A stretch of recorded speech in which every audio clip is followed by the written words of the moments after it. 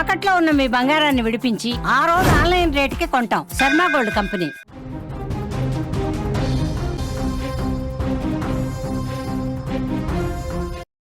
ఆస్ట్రేలియాతో జరిగిన ఐసీసీ మహిళల one day world cup semi-final మ్యాచ్లో చారిత్రక విజయాన్ని అందుకునే ఫైనల్లో అడుగుపెట్టేసింది భారత్.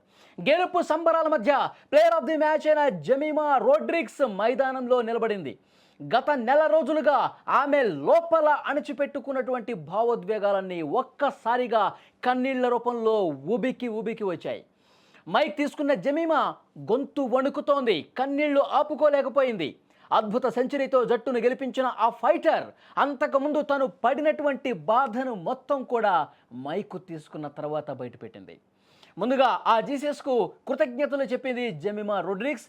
గత నెల తనకు ఎంత కష్టంగా గడిచిందో ఆవేదన వ్యక్తం చేస్తూ ప్రతిరోజు ఏడ్చినట్టుగా చెప్పి వాపోయింది. ప్రతి రాత్రి ఏడ్చింది, ప్రతి రాత్రి కూడా నిద్రలేని రాత్రి గడిపినటువంటి పరిస్థితి. ఒకవైపు ట్రోలింగ్ చేస్తూ ఉన్నారు, సోషల్ మీడియాలో తిడతా ఉన్నారు, విమర్శలు చేస్తూ ఉన్నారు, జట్టు నుంచి తప్పించారు, నిరాశ నిస్పృహ, ఇంకా ఎందుకు నా జట్టు కోసం నేను ఏమీ చేయలేనప్పుడు బతికుండటం దేనికి, ఇలాంటి స్థితికి వెళ్ళిపోయింది. ఇవన్నీ కూడా పూర్తిగా నన్ను కుంగ తీసేశాయి. ఇక నేను ఇంకా జట్టులో స్థానాన్ని సంపాదించలేనేమో, నేను జట్టు కోసం ఇంకా నేను ఆడలేనేమో, ఇంకా నేను గెలుపు నాకు విజయం రాదేమో అని చెప్పి పూర్తిగా నిరాశలోకి నిస్పృహలోకి పూర్తిగా కుంగ తీసుకుపోయినటువంటి పరిస్థితిలో నా జీవితం పడిపోయింది. కానీ తన తల్లిదండ్రులు, కోచులు, స్నేహితులు అందరూ ఇచ్చినటువంటి ప్రోత్సాహంతో మళ్ళీ దృఢంగా, గట్టిగా, ఇంతకుముందు కంటే బలంగా నిలబడటానికి దోహదపడ్డాయని జమీమా చెప్పింది. ఆమె మాటలు వింటున్న వాళ్ళకి అప్పటికప్పుడు మైదానంలో పడిలేచిన వీరత్వం కంటే తెర వెనుక తాను అనుభవించిన మానసిక పోరాటం కళ్ళ ముందు కనిపించింది. ఫామ్ కోల్పోవటం, విమర్శలు, ముఖ్యంగా పెద్ద టోర్నమెంట్లలో ఒత్తిడి, ఇవన్నీ ఆమెను ఎంత తీవ్రంగా బాధించాయో ప్రజలందరికీ కనిపించింది. అక్కడ గ్రౌండ్ వెలుపల ఉన్న ప్రేక్షకులందరికీ కూడా అర్థమైపోయింది. అంటే ఆమె ఎంత ఒక ఉప్పెనని గుండెల్లో అణుచుకుని తన బాధను దిగమింగుకొని జట్టు కోసం ఒక నిరంతరం శ్రమించి జట్టు విజయంలో ఎంత కీలక భాగస్వామిగా పాత్ర పోషించిందనేది అప్పుడు అర్థమైంది.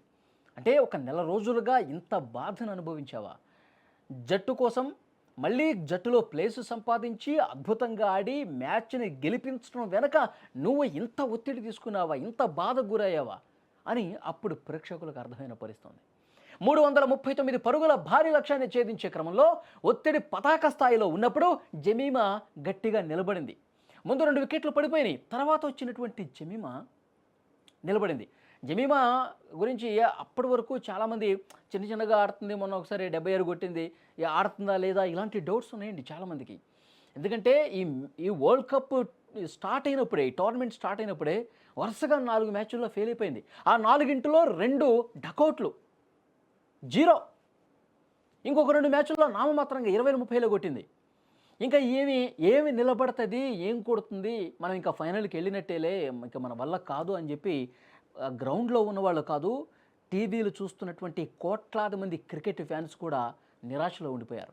కానీ తను ఒక్కొక్క పరుగు తీస్తుంటే, ఒక్కొక్క బౌండరీ బాతుంటే, మెల్లగా హాఫ్ సెంచరీ చేసుకొని ముందుకు కదులుతుంటే, సెంచరీ వైపు కదులుతుంటే, మనం కొడుతున్నాం ఈ మ్యాచ్, ఆసీస్కి దిమ్మ తిరిగి మైండ్ బ్లాంక్ అయ్యే రిజల్ట్ రాబోతుందని చెప్పి అప్పుడు ఆశలు పెరిగిపోయి ఒక్కసారిగా విజయం అందుకోగానే ఆ మైదానంలో ఆడుతున్న వాళ్ళు భాగోద్వేగానికి గురవటం పక్కన పెడితే, మ్యాచ్ చూస్తున్నంతసేపు కూడా చూసిన వాళ్ళందరూ కూడా ఒక్కసారిగా కళ్ళల్లో చెమ్మగిలినటువంటి పరిస్థితి.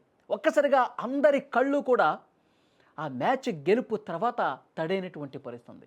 అంత గొప్ప పోరాట పటిమ, వీళ్ళు అమ్మాయిలు అని చెప్పి ఎవరైతే చులకనగా చూస్తున్నటువంటి కొంతమంది ఉన్నారో వాళ్ళకి ఒక గట్టి షాక్ ఇచ్చే విధంగా, ఒక గట్టి జలక్ ఇచ్చే విధంగా మన అమ్మాయిలు పోరాటం చేశారు. వీళ్ళ వల్ల ఏమీ కాదు అనుకున్న వాళ్ళు వీళ్ళే చేయగలరు, వీళ్ళు మాత్రమే చేయగలరు, జమీమా లాంటి ఒక అగ్గిపిడుగు లాంటి ఆటగాళ్ళు మనకు ఉన్నారు అని చెప్పి గుండె మీద చెయ్యి వేసుకొని ఈ కప్పు మనదే అని చెప్పి వాళ్ళు సర్ది చెప్పుకున్నటువంటి పరిస్థితి. ప్రతి పరుగు, ప్రతి బౌండరీ కేవలం గణాంకాలే కనిపిస్తూ ఉన్నాయి. కానీ అవి తనపై అందరూ పెట్టుకున్న ఒక నమ్మకానికి, తనను నమ్మిన వాళ్ళకి ఇచ్చినటువంటి సమాధానంగా చూస్తున్నారు. చివరికి గెలిచిన తర్వాత హర్మన్ప్రీత్ కౌర్ పరుగున వచ్చి ఆమెను హత్తుకుని కన్నీళ్లు పెట్టుకున్నప్పుడు నిజంగా చాలామంది భావోద్వేగాన్ని ఆపుకోలేకపోయారు. ఆ ఇద్దరి భావోద్వేగం మొత్తం దేశాన్ని కదిలించేసింది, అందరినీ ఏకం చేసింది.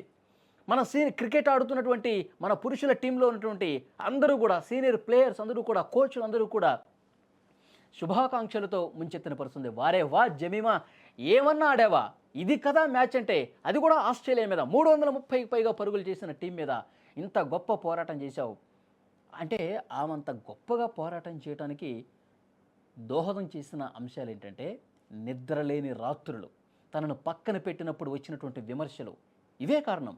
ఎలాగైనా నేను నిలబడాలి, కలబడాలి, ఎదురీది విజయాన్ని తీసుకురావాలనే ఆ తపన ఏదైతే ఉందో అది ఇప్పుడు జట్టుకి విజయం రావడానికి కారణం. ఆమె మైక్ తీసుకున్నప్పుడు అదే చెప్తోంది. నేను ఎంత ఏడ్చానో నాకు మాత్రమే తెలుసు, ఆ రాత్రులు నాకు మాత్రమే ఒక అనుభవాన్ని ఇచ్చాయి, కాబట్టి ఈ పోరాటం వెనుక అంత కథ ఉందని చెప్పి ఆమె బాధపడుతుంటే ఆ పక్కన ఉన్న వాళ్ళందరూ కూడా భావోద్వేగానికి గురి ఆమెను హత్తుకుని సాధించావు బేటా అని చెప్పి ప్రశంసించిన పరిస్థితుంది. ఇలాంటి ఆట తీరు ఇంకా ఇంకా ఇంకా చాలా చాలా చూడాలి. ఇలాంటి గొప్ప విజయాలు చాలా చూడాలి. సౌత్ ఆఫ్రికాతో మ్యాచ్తో కూడా ఇదే విధంగా అద్భుతంగా పోరాటం చేసి మనకు గెలుపు సొంతం కావాలి. జమీమా, నీ ఆట చిరస్మరణీయం. నువ్వు చూపించినటువంటి ఆ పోరాటం ఎంతోమందికి స్ఫూర్తిదాయకం. నువ్వు ఇలాగే ఆడు, ఇలాంటి గొప్ప విజయాలు ఆడు. జట్టులో నీ స్థానం సుస్థిరమవుతుంది, కప్పు కూడా మనదవుతుంది.